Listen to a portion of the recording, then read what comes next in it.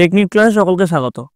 আজকের আমাদের আলোচ্য বিষয় 2025 সালের ষষ্ঠ শ্রেণীর প্রথম পর্যায়ক্রমিক মূল্যায়নের ইতিহাসের রায়মার্টিনের প্রশ্নবিচিত্রায় যে দ্বিতীয় স্কুলটা রয়েছে অর্থাৎ Sargachhi Ramakrishna Mission High School HS, যেটা তোমাদের প্রশ্নবিচিত্রার পেজ নাম্বার 260 নম্বর পেজে পেয়ে যাবে তার প্রশ্ন এবং তার উত্তর।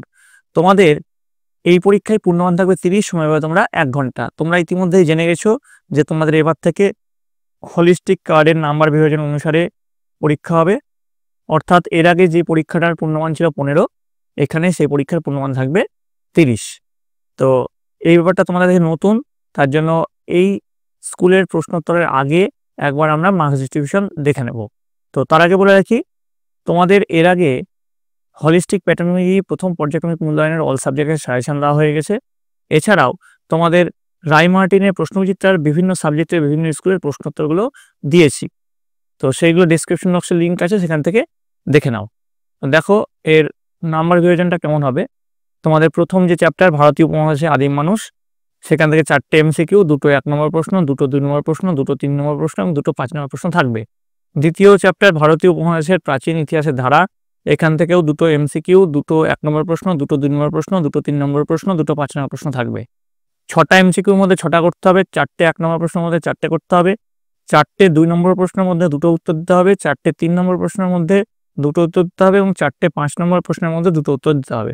এভাবে তোমার 30 নম্বরের নাম্বার বিভাজন থাকবে। এবার দেখো, প্রথমে এই যে স্কুলটা রয়েছে Sargachhi Ramakrishna Mission High School, যেটা 260 নম্বর পেজে পেয়ে যাবে, তার প্রথম প্রশ্ন কি রয়েছে দেখো। সঠিক উত্তরটি বেছে বাক্যটি সম্পূর্ণ করো, 1 গুণ 5 = 5। প্রথম প্রশ্ন, আদিম মানুষের জীবনে প্রথম জরুরি আবিষ্কার হলো আগুন, চাকা নাকি বাড়ি? এই যেটা সঠিক উত্তর সেটা হচ্ছে আগুন। নেক্সট প্রশ্নে চলে যাবো আমরা। 2 নম্বর প্রশ্ন, হরপ্পা সভ্যতার ঘরবাড়ি তৈরি হয়েছিল পাথর দিয়ে, পোড়া ইট দিয়ে নাকি কাঠ দিয়ে? এর যেটা সঠিক উত্তর সেটা হচ্ছে পোড়া ইট দিয়ে। পরের প্রশ্ন, 3 দাগের প্রশ্ন, ভীমবেটকা গুহা ভারতের যে রাজ্যে অবস্থিত, অসম নাকি পশ্চিমবঙ্গ নাকি মধ্যপ্রদেশ? এর যেটা সঠিক উত্তর সেটা হচ্ছে মধ্যপ্রদেশ। নেক্সট প্রশ্ন, 4 দাগের প্রশ্ন, ইতিহাসের যে সমস্ত লেখা আজ পর্যন্ত পড়া যায়নি সেই সময়কে বলা হয় ঐতিহাসিক যুগ, প্রাগ ঐতিহাসিক যুগ নাকি প্রায় ইতিহাসের যুগ? উত্তর হচ্ছে প্রায় ইতিহাসের যুগ। পরের প্রশ্ন, ভারতীয় উপমহাদেশে প্রথম গ্রামকেন্দ্রিক সভ্যতা হলো সিন্ধু সভ্যতা নাকি মেহেরগড় সভ্যতা নাকি মেসোপটেমিয়া সভ্যতা? এর যেটা সঠিক উত্তর দেখো কি হবে, মেহেরগড় সভ্যতা। এবার দেখো ক স্তম্ভের সঙ্গে খ স্তম্ভ মিলাতে বলেছে। দেখো ক স্তম্ভে কি রয়েছে, কর্ণাটক রয়েছে, কৃষিকাজ রয়েছে, হরপ্পা শিলমোহর রয়েছে। খ স্তম্ভে রয়েছে মেসোপটেমিয়া রয়েছে, নতুন পাথরের যুগ রয়েছে আর হুমসগির রয়েছে। দেখো 1-এর সঙ্গে সি এর মিল হবে, অর্থাৎ কর্ণাটকের সঙ্গে মিল হবে হুমসগির। 2-এর সঙ্গে মিল হবে বি, অর্থাৎ কৃষিকাজের সঙ্গে মিল হবে নতুন পাথরের যুগ। 3-এর সঙ্গে মিল হবে এ, অর্থাৎ হরপ্পা শিলমোহরের সঙ্গে মিল হবে মেসোপটেমিয়া। আশা করি সকলে বুঝতে পেরেছ। চলে আসবো পরের প্রশ্ন, 3 দাগের প্রশ্ন, নিচের প্রশ্নগুলির পূর্ণ বাক্যে উত্তর দাও, 1 গুণ 3 = 3। প্রথম প্রশ্ন, মস্তিষ্কের আকার অনুযায়ী আদিম মানুষের ভাগগুলির নাম লেখো। উত্তর লিখবে অস্ট্রালোপিথেকাস, এটা হচ্ছে এপ থেকে মানুষ। তারপর হচ্ছে হোমো হাবিলিস, দক্ষ মানুষ। হোমো ইরেক্টাস, সোজা হয়ে দাঁড়াতে পারা মানুষ। 4 হোমো স্যাপিয়েন্স, বুদ্ধিমান মানুষ। এবার দেখো 2 নম্বরের যে প্রশ্ন, আগুনের আবিষ্কারের 2টি সুবিধা লেখো। উত্তর লিখবে আগুনের ব্যবহারের ফলে মানুষের জীবনে অনেক পরিবর্তন হয়েছিল। 1 খাওয়ার অভ্যাসে পরিবর্তন, দিয়ে লিখবে আগুনের ব্যবহার জানার ফলে মানুষের খাবার অভ্যাসে পরিবর্তন হয়েছিল। মানুষ কাঁচা খাবার বদলে আগুনে ঝলসে খাওয়ার অভ্যাস শুরু করেছিল। 2 জন্তুর আক্রমণ মোকাবিলার পরিবর্তন, দিয়ে লিখবে জন্তুরা আগুনকে ভয় পায়। আগুনের ব্যবহার জানার ফলে মানুষ বিভিন্ন জন্তুর আক্রমণের মোকাবিলা করার জন্য আগুনের ব্যবহার করে। এখানে তোমার 3 নম্বর পয়েন্টটা লিখিয়ে দিয়েছি, শীতের মোকাবিলার পরিবর্তন, দিয়ে লিখবে আগুনের ব্যবহার জানার ফলে আদিম মানুষ প্রচন্ড শীতের হাত থেকে রক্ষা পাওয়ার জন্য আগুন জ্বেলে রাখত। এবার দেখো 3 দাগের প্রশ্ন, একটি সভ্যতা হতে গেলে তার কি কি বৈশিষ্ট্য থাকা উচিত বলে তুমি মনে করো? উত্তর লিখবে বুদ্ধি আর পরিশ্রমের জোরে আদিম মানুষ সভ্য হয়ে উঠল। তবে সভ্যতা তৈরি করতে গেলে আরও কতগুলো বিষয় থাকতে হবে, যেমন 1 গ্রাম ও নগর থাকতে হবে, 2 নিয়ম ও শাসন ব্যবস্থা থাকতে হবে, 3 শিল্প ও স্থাপত্য থাকতে হবে, 4 লিপিমালার ব্যবহার জানতে হবে। এবার আসবো পরের প্রশ্ন, 4 নম্বর 4 দাগের প্রশ্ন, নিচের প্রশ্নগুলির সংক্ষিপ্ত উত্তর দাও। প্রথম যে প্রশ্ন আছে দেখে নাও, আদিম মানুষ যাযাবর ছিল কেন? উত্তর লিখবে আদিম মানুষ ছিল যাযাবর, তারা বিভিন্ন জায়গায় ঘুরে ঘুরে দিন কাটাতো, তাদের কোনো এক জায়গায় পাকাপাকি বসতি ছিল না। তো যাযাবর জীবনযাপনের কারণ, প্রথমে 1 নম্বর লিখবে খাদ্য সংগ্রহ, যে লিখবে আদিম মানুষ নিজেদের খাবার নিজেরা বানাতে পারতো না, তারা বন জঙ্গল থেকে খাবার সংগ্রহ করে খেত। 2 নম্বর লিখবে শিকার ও ফলমূল জোগাড় করা, দিয়ে লিখবে এফ আদিম মানুষ শিকার করে ও ফলমূল জোগাড় করে খাবারের চাহিদা মেটাতো, আর এই শিকার ও ফলমূলের খোঁজে তাদের বিভিন্ন জায়গায় ঘুরে বেড়াতে হতো। এবার 2 দাগের প্রশ্ন কি আছে, মেহেরগড় সভ্যতার সময় অনুযায়ী বিভিন্ন পর্যায়গুলি লেখো, সময় অনুযায়ী বিভিন্ন পর্যায়। উত্তর লিখবে ভারতীয় উপমহাদেশের মধ্যে এখনকার পাকিস্তানের বেলুচিস্তান প্রদেশের মেহেরগড় তামা পাথরের যুগের সভ্যতার খোঁজ পাওয়া গেছে মেহেরগড়, ঠিক আছে। তো এবার দেখো মেহেরগড় সভ্যতার সময়সীমা হলো আনুমানিক খ্রিস্টপূর্ব 7000 অব্দ থেকে খ্রিস্টপূর্ব 3800 অব্দ পর্যন্ত। মেহেরগড় সভ্যতার এই সময়সীমাকে 3 পর্যায়ে ভাগ করা যায়। তো দেখো প্রথম পর্যায়ে দেখো এখানে লিখে দিয়েছি, লিখে নেবে। দ্বিতীয় পর্যায়ে লিখে দিয়েছি, লিখে নেবে। আর তৃতীয় পর্যায়টাও লিখে দিয়েছি। আমি আর পড়লাম না, পড়লে ভিডিওটা লম্বা হয়ে যাবে, তোমাদেরই দেখতে ভালো লাগবে না। তার জন্য ভিডিওটা পজ করে সুন্দর করে খাতায় টুকে নাও, ঠিক আছে। আচ্ছা, পরবর্তী প্রশ্নে যাওয়ার আগে বলে রাখি, তোমাদের ষষ্ঠ শ্রেণীর প্রতিটি সাবজেক্টের হলিস্টিক প্যাটার্নজি সাজেশন অলরেডি একটা সেট দিয়ে দিয়েছি। পরবর্তী সেটগুলো খুব তাড়াতাড়ি আসবে। এছাড়াও রায় মার্টিনের প্রশ্নবিচিত্রার প্রশ্ন এবং উত্তরগুলি দেখার জন্য এই চ্যানেলটি সাবস্ক্রাইব করে রাখতে হবে। দেখো 3 দাগের প্রশ্ন, কে কত সালে মহেঞ্জোদারো সভ্যতা আবিষ্কার করেন? উত্তর লিখবে প্রত্নতাত্ত্বিক রাখালদাস বন্দ্যোপাধ্যায় 1921 খ্রিস্টাব্দে মহেঞ্জোদারো সভ্যতা আবিষ্কার করেন। এবার 4 দাগের প্রশ্ন, হরপ্পা সভ্যতা কতদূর পর্যন্ত বিস্তৃত ছিল?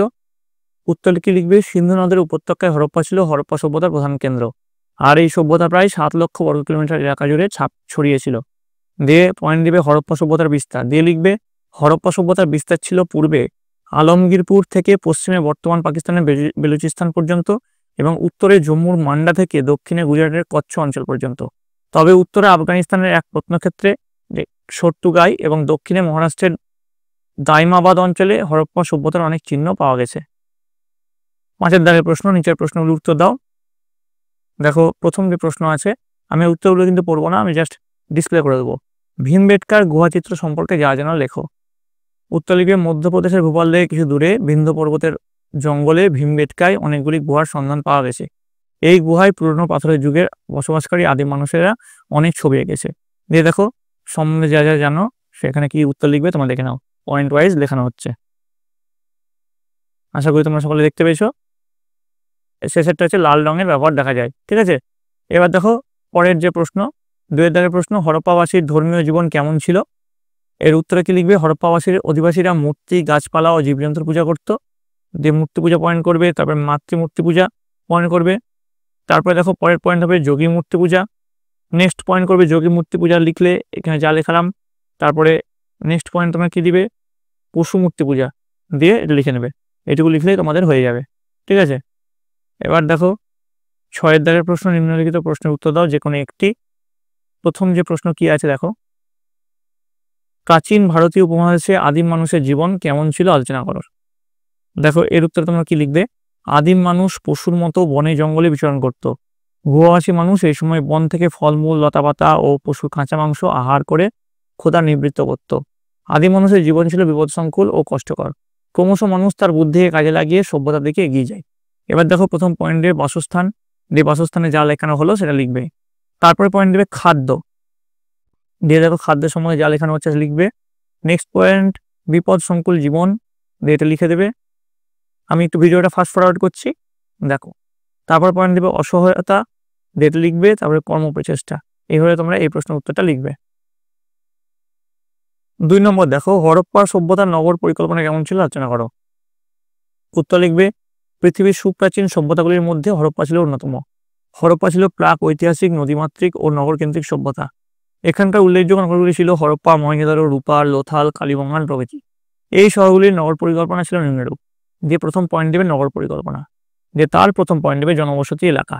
দিয়ে 2 ভাগে যে ভাগ ছিল, একটা উঁচু এলাকা বা সিটাডেল আর নিচু এলাকা, এটা লিখে তোমরা এই পয়েন্টটা সুন্দর করে লিখবে। তারপরে পয়েন্ট দেবে বাড়িঘর, ভিডিওটা আমি ফাস্ট ফরওয়ার্ড করছি তোমাদের সুবিধার্থে। তারপরে 3 নম্বর পয়েন্ট দেবে পয়ঃপ্রণালী, দিয়ে এটা লিখে দেবে। 4 নম্বর পয়েন্ট দেবে রাস্তাঘাট, এটা লিখবে। শস্যাগার, শস্যাগারে দেখো লিখানো হয়েছে, শস্যাগারটা সুন্দর করে লিখবে। আচ্ছা তোমাদের হরপ্পা সভ্যতার শস্যাগার সম্বন্ধে পরীক্ষায় প্রশ্ন আসতে পারে, সেটাও কিন্তু করে রাখবে। স্নানাগার, সেটাও তোমরা এখানে লেখানো হয়েছে, সেটা সুন্দর করে লিখে নেবে, ঠিক আছে। এই ছিল তোমাদের ষষ্ঠ শ্রেণীর হলিস্টিক প্যাটার্নোলজি ইতিহাসের প্রথম পর্যায়ক্রমিক মূল্যায়নের প্রশ্ন এবং তার উত্তর। তোমাদের যদি এই ভিডিওটা ভালো লেগে থাকে অবশ্যই লাইক করবে, বন্ধুদের কাছে অনেক শেয়ার করবে এবং সর্বোপরি চ্যানেলটিকে সাবস্ক্রাইব করে রাখবে। তোমাদের জন্য তোমাদের রায় মার্টিনের আরও যে প্রশ্ন উত্তরগুলো আছে সেগুলো নিয়ে আসা হবে। এছাড়াও তোমাদের ষষ্ঠ শ্রেণীর হলিস্টিক প্যাটার্নোলজি যে সাজেশন, যেটা অলরেডি একটা সেট দেওয়া হয়ে গেছে, আরও বাকি সেটগুলো নিয়ে আসা হবে। তার জন্য সকলকে এই চ্যানেলের সঙ্গে যুক্ত থাকতে হবে।